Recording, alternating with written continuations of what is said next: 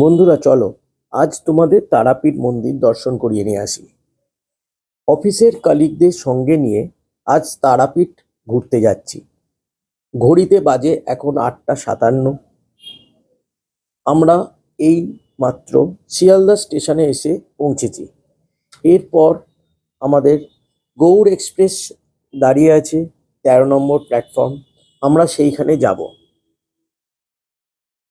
আমরা এই ট্রেন ধরেই রামপুরহাট যাব।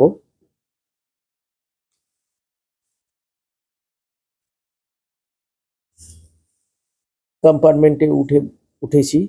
এবার আমাদের ট্রেন জাস্ট ছাড়বে।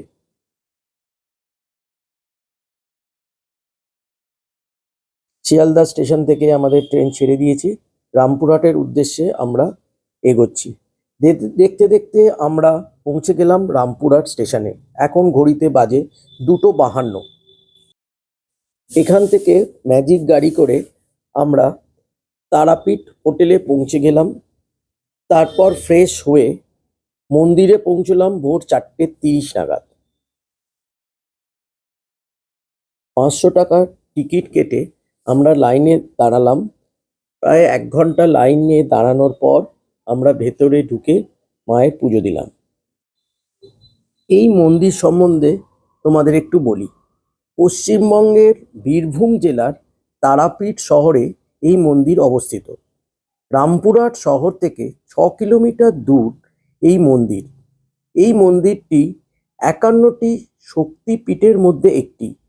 বর্তমান মন্দিরটি আনুমানিক 300 বছরের পুরনো।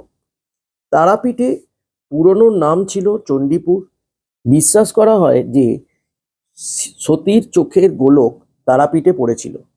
বাংলার চোখের গোলককে তারা বলা হয়, তাই এই গ্রামের নাম বদলে তারাপীঠ রাখা হয়। তারাপীঠ মন্দিরে মা কালীর রূপে ভগবান শিবের ধ্বংসাত্মক দিককে তুলে ধরে। হিন্দু ঐতিহ্য অনুসারে মা তারাকে মহান জ্ঞানের 10 দেবীর মধ্যে দ্বিতীয় বলে বিশ্বাস করা হয়। এক সময় বলা হয় সাধক বামাখ্যাপা এখানেই মা তারার পুজো করে সিদ্ধিলাভ অর্জন করেন এবং এখানেই জীবন উৎসর্গ করেছিলেন।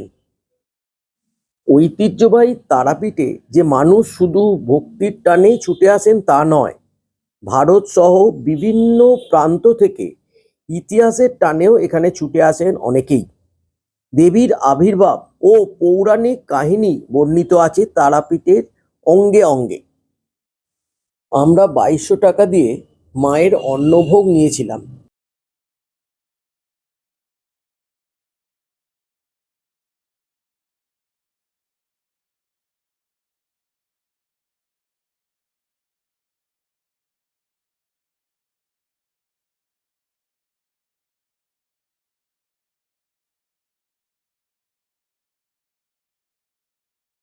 আশা করি আমার ভিডিওটা দেখে তোমাদের ভালোই লেগেছে।